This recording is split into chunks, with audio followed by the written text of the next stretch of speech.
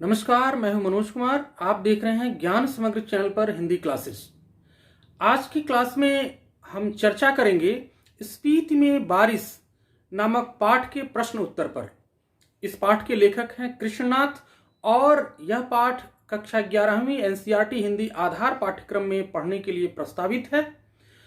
पिछले वीडियो में हम इस पाठ के बारे में विस्तार से पढ़ चुके हैं। इस पाठ की पृष्ठभूमि और इस पाठ के सारांश तथा अन्य सभी महत्वपूर्ण पहलुओं पर हम चर्चा कर चुके हैं। आज की वीडियो में हम सिर्फ इस पाठ के प्रश्न उत्तर पर चर्चा करेंगे। अगर पिछला वीडियो आपने नहीं देखा है तो डिस्क्रिप्शन में लिंक होगा, वहां से आप वीडियो को देख सकते हैं। आइए चलते हैं इस पाठ के प्रश्न उत्तर, जो कि परीक्षा के लिए बहुत ही महत्वपूर्ण है। और प्रश्न उत्तर पर चर्चा करने के बाद हम वीडियो के माध्यम से आपको स्पीति घाटी की एक सुरम्य सैर पर ले चलेंगे। तो आइए वीडियो शुरू करते हैं।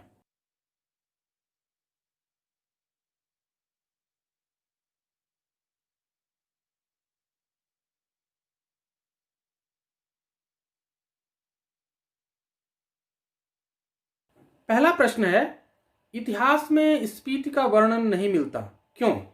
तो जैसा पाठ से स्पष्ट है, आपने पाठ में पढ़ा कि स्पीति घाटी आज भी, जब संचार के साधनों का काफी कुछ विकास हो चुका है, इसके बावजूद कितना रिमोट में है, कितना दुर्गम है। तो अब आप बताइए कि इतिहास में जब संचार के आधुनिक संसाधन नहीं थे, सड़कें नहीं थी, आज की तरह से बस मोटर नहीं थे, टेलीफोन और मोबाइल की सुविधाएं नहीं थी, तो उस जमाने में ये कितना दुर्गम रहा होगा यहाँ पहुंचना। तो यही कारण है कि इतिहास में इसकी चर्चा नहीं रही है। तो आइए उत्तर देखते हैं। स्पीति की भौगोलिक स्थिति अत्यंत दुर्गम है। यहाँ आवागमन के साधन नहीं है। यह ऊंचे ऊंचे पर्वत श्रेणियों से घिरा हुआ है, जो साल में 8-9 महीने बर्फ से ढकी रहती हैं। यह क्षेत्र शेष भूभाग से कटा रहता है। यहाँ की आबादी बेहद कम है तथा जनसंचार के साधन का अभाव है। मानवीय गतिविधियों की कमी और बाहरी आवागमन के अभाव के कारण इतिहास में यहाँ की चर्चा कम ही मिलती है। यह अलग अलग साम्राज्यों का अनाम अंग रहा है। शासन के नजरिए से यह क्षेत्र प्रायः स्वायत्त ही रहा है। तो ये रहा इसका उत्तर। अगला प्रश्न है, स्पीति के लोग जीवन यापन के लिए किन किन कठिनाइयों का सामना करते हैं? तो जैसा कि आपको पता है कि स्पीति एक दुर्गम घाटी है। चारों ओर से ऊंचे ऊंचे पहाड़ों से घिरी हुई घाटी है और ऊंचाई के कारण यहाँ की जलवायु अलग है, जिसके कारण से अनेक अन्य समस्याएं पैदा होती हैं। अब वो क्या क्या समस्याएं पैदा होती हैं, उनको पॉइंट वाइज आपको अपने उत्तर में लिखना है। तो आइए इसका उत्तर देखते हैं। स्पीति के लोग जीवन यापन के लिए निम्नलिखित कठिनाइयों का सामना करते हैं। लंबी शीत ऋतु होने के कारण ये लोग 8-9 महीने दुनिया से कटे रहते हैं। यहाँ जलाने के लिए लकड़ियों का अभाव है, इसलिए ठंड से ठिठुरते रहते हैं। साल में सिर्फ एक फसल होती है। गेहूं, जौ, मटर व सरसों के अलावा अन्य फसल नहीं हो सकती। किसी प्रकार का फल व सब्जी उत्पन्न नहीं होता। रोजगार के साधन नहीं है। जमीन उपजाऊ है परंतु सिंचाई के साधन अविकसित हैं। अत्यधिक सर्दी के कारण लोग घरों में ही रहते हैं। तो ये समस्याएं हैं। अगला प्रश्न देखते हैं। अगला प्रश्न है, लेखक माने श्रेणी का नाम बौद्धों के माने मंत्र के नाम पर रखने के पक्ष में क्यों है? आपने पाठ में पढ़ा कि स्पीति घाटी के एक तरफ माने पर्वत श्रृंखला है। माने पर्वत श्रृंखला को देख करके लेखक को याद आती है कि कहीं यह बौद्धों के माने मंत्रों के नाम पर तो यह नाम नहीं रखा गया है। तो ये बौद्धों का माने मंत्र क्या है और क्यों इस माने मंत्र से इन पर्वत श्रृंखला के नाम को लेखक जोड़ता है, इसी को आपको लिखना है। बौद्ध धर्म में माने मंत्र की बहुत महिमा है। ओम मणि पद्मे हुं इसका बीज मंत्र है। इसी मंत्र को संक्षेप में माने कहते हैं।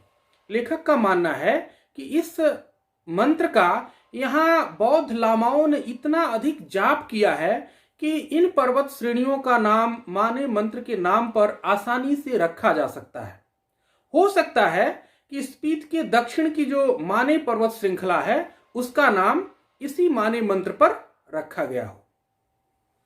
ये रहा इसका उत्तर। अगले प्रश्न की ओर चलते हैं।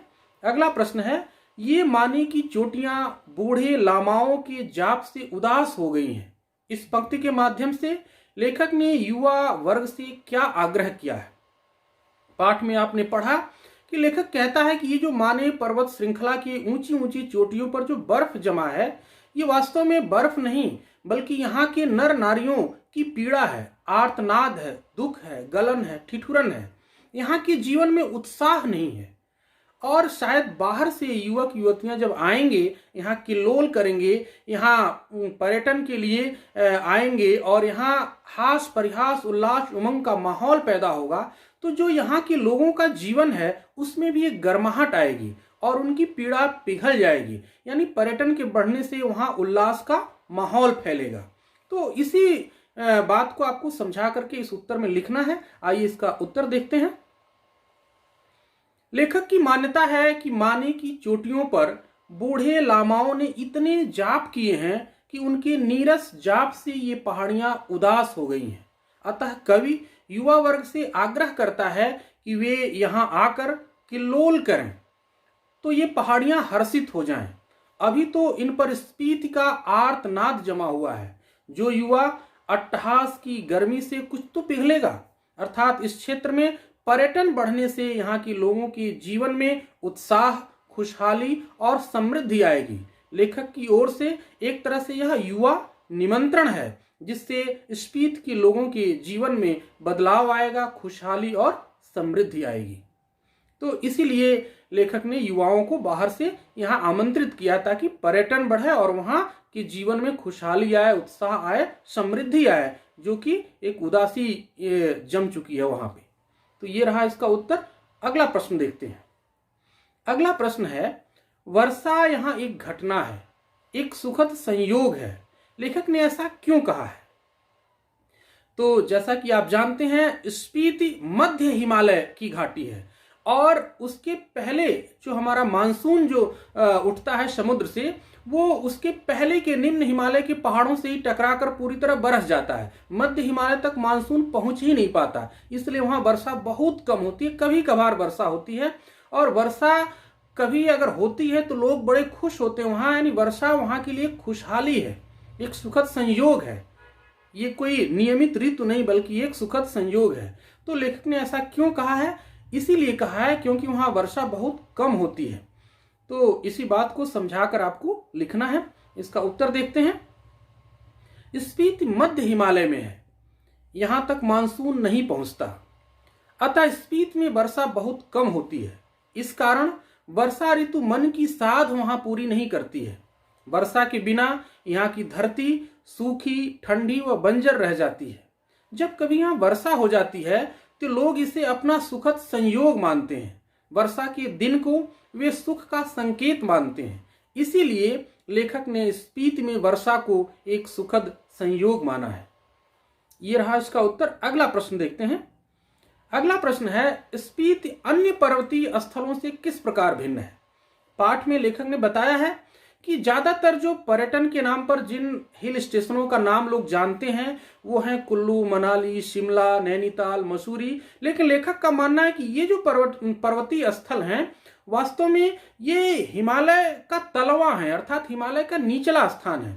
असली हिमालय तो पीर पंचाल रेंज के बाद यानी रोहतांग दर्रे के पास शुरू होता है, जिसे मध्य हिमालय कहते हैं। और इसी मध्य हिमालय में स्पीति की घाटी मौजूद है और स्पीति के बाद बाह्य हिमालय शुरू होता है जिसके पहाड़ तो और भी ऊंचे हैं।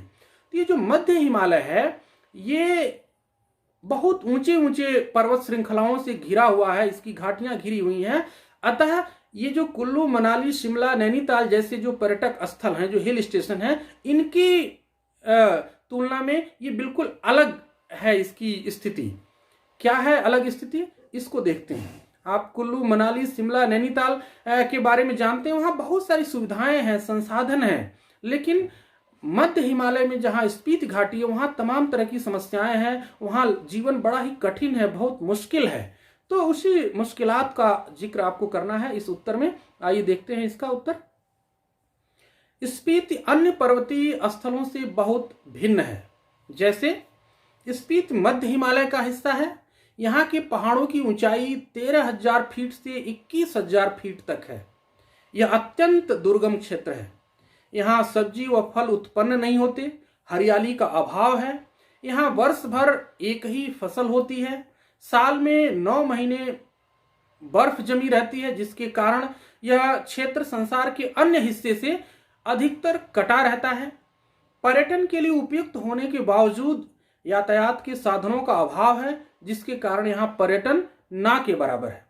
जबकि वहीं आप देखें जो अन्य पर्वतीय पर्यटन स्थल हैं वहाँ खूब हरियाली मिलेगी, वहाँ हरे भरे क्षेत्र मिलेंगे और घनी आबादी मिलेगी। लेकिन मध्य हिमालय और ऊंचे ऊंचे पर्वतों के बीच होने के कारण स्पीति घाटी में ये सारी सुविधाएं नहीं है। यहाँ की धरती बिल्कुल बंजर वीरान है। यहाँ की धरती को एक तरह से कोल्ड डेजर्ट कहते हैं, ठंडा रेगिस्तान कहते हैं। हरियाली बिल्कुल नहीं है। तो ये सब समस्याएं हैं। इसको पॉइंट वाइज आप लिख सकते हैं। आप चाहें तो एक आध पॉइंट और भी लिख सकते हैं वहाँ की जीवन शैली के बारे में और वहाँ के लोगों की अन्य समस्याओं के बारे में भी लिख सकते हैं, क्योंकि ये अपने ऊपर है आपके कितना विस्तार दे सकते हैं। स्पीति की जो घाटी है और अन्य जो हिल स्टेशन जो पर्यटन के लिए मशहूर है उनमें क्या अंतर है, इस अंतर को आप पॉइंट वाइज इस उत्तर में लिख सकते हैं। तो इस तरह से आपने देखा इस पाठ का प्रश्न उत्तर बहुत ही कम प्रश्न है और आसान भी है। इस पाठ के प्रश्न उत्तर आसान है। पाठ में कुछ तथ्य हैं जो रटने वाले चीज हैं, जैसे पहाड़ों की ऊंचाइयां हैं, वहाँ की अलग अलग चोटियों के नाम हैं, ये सब कुछ रटने वाली चीजें हैं। लेकिन इन चीजों से परीक्षा में कम ही प्रश्न पूछे जाते हैं। जो प्रश्न पाठ में दिए गए हैं उन्हीं प्रश्नों से घुमा फिरा करके आपको पूछे जाते हैं। अगर इन मूलभूत प्रश्नों को आपने ठीक से समझ लिया तो इस पाठ से जो भी प्रश्न पूछे जाएंगे उसका उत्तर आप आसानी से दे सकते हैं। तो अब आइए आपको स्पीति घाटी की सैर एक वीडियो के माध्यम से कराते हैं। किब्बर दुनिया का सबसे ऊंचा गांव और यहाँ का मतदान केंद्र दुनिया की सबसे ऊंचाई पर स्थित मतदान केंद्र है। यह स्पीति घाटी का सबसे जाना माना गांव है।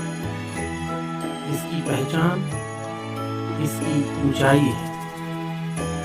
स्पीति घाटी हिमालय की गोद में ऊंचे ऊंचे हिम शिखरों के बीच स्थित एक सुरम्य घाटी,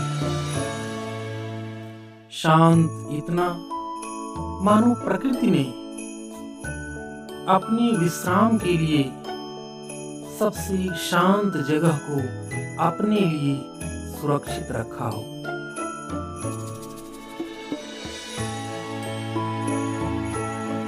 यहाँ की सुरम्य घाटियां और प्राकृतिक सौंदर्य को देखकर कौन नहीं कहेगा कि देवता यहीं निवास करते हैं।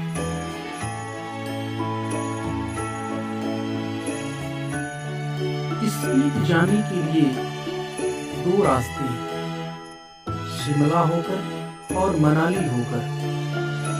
शिमला होकर जाने वाला रास्ता ज्यादा सुगम है, क्योंकि पहाड़ की ढलान इतने तीखे नहीं है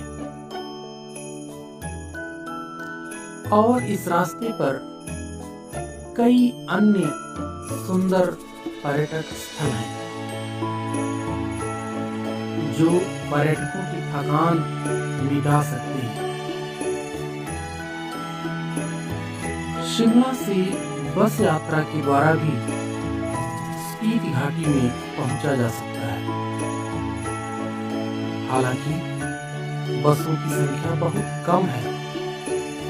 इसके अतिरिक्त प्राइवेट टैक्सी के माध्यम से भी स्पीति घाटी की यात्रा की जा सकती है। स्पीति हिमाचल प्रदेश के लाहौल स्पीति जिले की एक तहसील है। तहसील मुख्यालय स्पीति घाटी के मुख्य स्थान काजा में स्थित है। स्पीति घाटी का नामकरण यहाँ बह रही स्पीति नदी के नाम पर किया गया है। हालांकि यहाँ पारा नदी और पिन नदी भी है, इसके नाम पर पारा की घाटी और पिन की घाटी भी है। लेकिन ये घाटियां इतनी वीरान और बीहड़ हैं कि केवल स्पीति घाटी में ही आबादी है। स्पीति के काजा में एकमात्र पेट्रोल पंप है। आबादी इतनी विरल है और विकास इतना कम है, पूरी घाटी में केवल काजा में एकमात्र BSNL नेटवर्क स्थापित है। यहाँ से सबसे नजदीकी रेलवे स्टेशन शिमला में, जो कि 450 किलोमीटर दूर है। यहाँ से सबसे नजदीकी एयरपोर्ट कुल्लू का भूधर एयरपोर्ट, जो कि 250 किलोमीटर दूर है। Tabo monastery, Chandratal, Pin valley national park, किंग गोम्पा आदि कुछ प्रमुख पर्यटन स्थल हैं जो पर्यटकों का मन मोह लेते हैं।